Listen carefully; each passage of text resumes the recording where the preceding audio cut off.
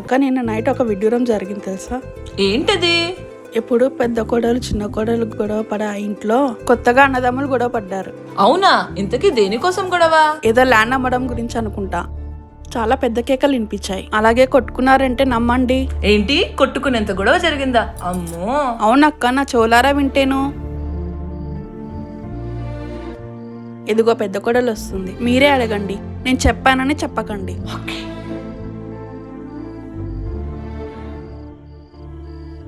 ఏంటమ్మా ప్రవళిక, ఇంట్లో గొడవ జరిగిందంట, ఏంటి సమస్య? అయ్యో గొడవేం కాదక్క, ఏదో మాట్లాడుకున్నారంతే. అవునా? మరి కొట్టుకున్నానన్నారు, నిజమేనా? మా పక్క వాళ్ళకి ఒకటి ఉంటే 10 కల్పించి చెప్పడం అలవాటేగా. ఎప్పుడు ఇలానే ఎవరింట్లో ఏం జరిగినా ఉన్నవి లేనివి కల్పించి చెప్పి కాపురాలు పాడు చేస్తారు. అయినా అందరిలా నేను ఊరుకోను, టైం వచ్చినప్పుడు అందరి సంగతి చెప్తా. ఎందుకండి అలా మాట్లాడారు? బావగారు చాలా బాధపడినట్లున్నారు. నేనేం కావాలని చేయలేదు సువి. నాకేమన్నా కావాలని గొడవ పడాలని ఉంటుందా? అది ముఖ్యంగా నా సొంత అన్నయ్యతో. అయినా మీకు చెప్పాను కదా, డబ్బే సమస్య అయితే నేను మా వాళ్ళతో ఏదో ఒకటి చేసి అరేంజ్ చేస్తా అని. దానికి పోయి బావగారితో ఇలా అవసరమా? మీ వాళ్ళ నిన్ను చేసుకున్నందుకే పెద్ద క్రిమినల్ లా చూస్తుంది మీ అమ్మ. ఇంకా డబ్బు అడిగితే ఇంకా మనిషిలా కూడా చూడొచ్చు సువి. ఏదైనా మీరు కొంచెం ఆలోచించి మాట్లాడండి. కోపంలో ఏం చేసినా అది మనందరికీ ఎఫెక్ట్ అవుతుంది. నాకేం చేయాలో తెలుసు సువి, నువ్వేం నాకు చెప్పక్కర్లేదు. ఇప్పుడు నేను ఏమన్నానండి? చూడు సువి, నీకేమన్నా తక్కువ చేస్తే నువ్వు అప్పుడు బాధపడు. నేను ఎలాగున్నా నిన్ను హ్యాపీగా చూసుకుంటా. నీకు ఆ నమ్మకం ఉంటే సరే, లేకుంటే నేనేం చేయలేను. నమ్మకం ఉంది కాబట్టే అంత ఆస్తి డబ్బు వదిలేసి మీ గురించి ఇక్కడ ఉంటున్నాను. అది మీకు గుర్తుంటే ఇలా మాట్లాడరు. ఫంక్షన్ కి కూడా ఇలా ఐరన్ లేని షర్ట్ వేసుకొస్తే ఎలా అండి? పెళ్లి కొడుకు నేను కాదు ప్రవళిక, ఎలా వస్తాయంటే నన్ను ఎవరు అడుగుతారు? అయినా మీకు చెప్పాను చూడండి, నాకు బుద్ధి లేదు. చూడు, నా మూడు బాలేకపోయినా మీ వాళ్ళ ఫంక్షన్కి నువ్వు బాధపడతావని వచ్చాను, అది గుర్తుపెట్టుకో. అక్కడికి వచ్చాక నన్ను స్టేజ్కి ఫోటో దిగమని అడగకు ప్రవళిక, నీ కాడ నువ్వు దిగేసిరా అంతే. నాకు అంత అదృష్టం ఉంటే బాగానే ఉండు.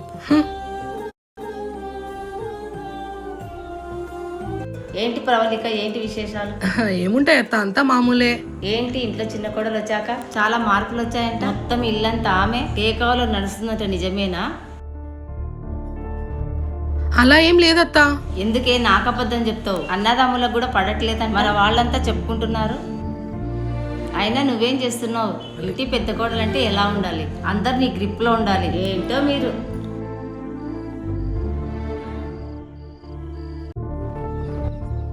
సువి, సువి కాఫీ.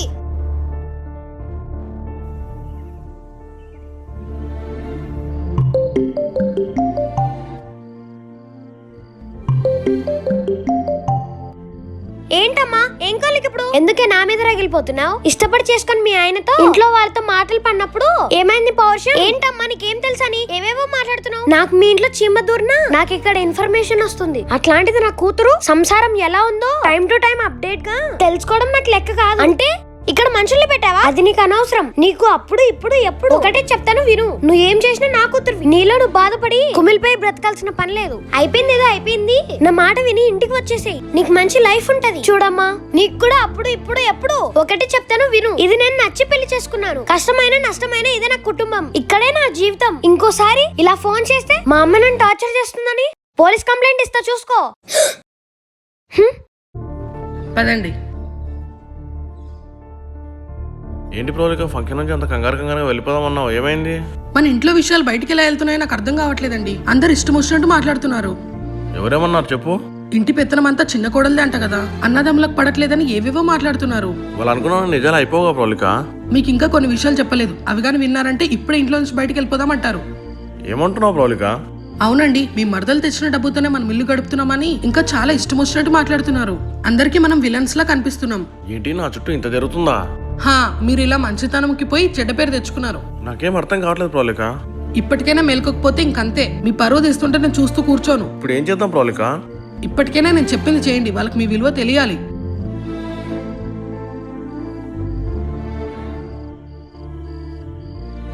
అమ్మా అమ్మా అమ్మా అమ్మా ఏమైందిరా పెద్దోడా? అమ్మా, ఇంటి కోసం నేను ఎంత ఆలోచించినా అందరూ నన్ను తప్పుగానే అర్థం చేసుకుంటున్నారు. ఒక ఇన్సిడెంట్ తో బయట చుట్టాల దగ్గర నుంచి వీధిలో వాళ్ళ వరకు అందరి దగ్గర నన్ను లోకో చేసి పారేశారు. ఎవరేం చేశారా? ఏం జరిగింది అసలు? ఎందుకు ఇలా మాట్లాడుతున్నావు? నా దగ్గర ఉన్నా లేకపోయినా ఈ కుటుంబం కోసం రెక్కలు ముక్కలు చేసుకొని కష్టపడ్డాను. నా కష్టం లేదంటూ ఊర్లో అంతా మాట్లాడుకుంటే ఏం చెప్పాలి? ఏంటబ్బా ఇలా మాట్లాడుతున్నారు? అలా ఎవర్రా అనింది? అసలు ఏం జరుగుతుందిరా నాకు అర్థం కాలేదు. ప్రవళిక, నువ్వన్న అర్థమయ్యేటట్టు చెప్పు. అందుకే ఒక నిర్ణయానికి వచ్చానమ్మా. ఏంట్రా అది? ఇక్కడ నుంచి ఎవరి సంసారాలు వాళ్ళే చూసుకోవాలి, ఎవరి కుటుంబాలు వాళ్ళే పోషించుకోవాలి. ఏంట్రా వేరే కాపురం పెడుతున్నావా? నేను మన కుటుంబాన్ని ఇంకా రోడ్డు మీద తీసుకెళ్ళాలని అనుకోవట్లేదమ్మా. అలానే నీ గౌరవం తగ్గించే పని కూడా చేయను. ఏంట్రా ఏవేవో మాట్లాడుతున్నావు? నాకేం అర్థం కావడం లేదు. నువ్వేంటి ప్రవళిక నోట్లో బెల్లం పెట్టిన రాయిలా అలా ఉండిపోయావు? నాకేం తెలియదు అత్తయ్య, మీ అబ్బాయిని అడగండి. ఏదన్నా ఉంటే డైరెక్ట్ గా చెప్పన్నయ్యా, పర్లేదు. ఇలా మనసులో ఒకటి బయట ఒకటి మాట్లాడక్కర్లేదు. ఏవండి మీరు కొంచెం ఉంటారా?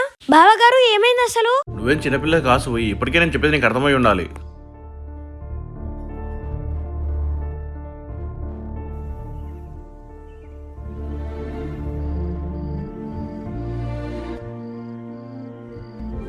ఏంట్రా పెద్దోడా ఇది? వేరే కాపురాలు పెడితే మన గురించి నలుగురు 4 రకాలుగా అనుకుంటారు. కాబట్టి మన ఇంటిని 2 భాగాలుగా చేశాను. ఇక్కడ నుంచి పెద్ద కొడుకు జీతం అటు, చిన్న కొడుకు జీతం ఇటు. మరి నేనెక్కడ ఉండాలిరా? నెలలో 10 రోజులు ఇటు, మిగతా 10 రోజులు అటు ఉండమ్మా. అప్పుడు ఎవరికి ఏ గొడవ ఉండదు. ఆహా, చాలా మంచి ఆఫర్ ఇచ్చావురా పెద్దోడా. నీకే ఇన్ని తెలివితేటలు వచ్చేసాయా? సంఘటనలు బట్టి మనుషులు వాళ్ళ ఆలోచనలు చేసలు కూడా మారుతాయమ్మా. ఎవరో ఏదో అన్నారని కుటుంబం ఇలా ముక్కలు చేస్తున్నావు చూడు, నిజంగా గ్రేట్ అన్నయ్య. అయినా సరే నాకేం ప్రాబ్లం. నేను నా కాళ్ళ మీద బతకగలను. నేను నా భార్యని పోషించుకోగలను. ఇక్కడ నుంచి ఎవరి బ్రతుకులు వాళ్ళవి, ఎవరి ఖర్చులు వాళ్ళవి, ఎవరి వంట వాళ్ళది, ఎవరి గొడవలు వాళ్ళవి. ఇలా ఉంటేనే మన కుటుంబానికి మంచిది అనిపించి ఈ నిర్ణయం తీసుకున్నా. నువ్వేమంటావమ్మా? నేనేమంటానయ్యా, పిల్లలను కని పెళ్లి చేయడం వరకే మా పని. ఆ తర్వాత మీరు చెప్పిందే మేము చేయాలి కదా. లేదంటే ఇంకేమైనా ఉందా?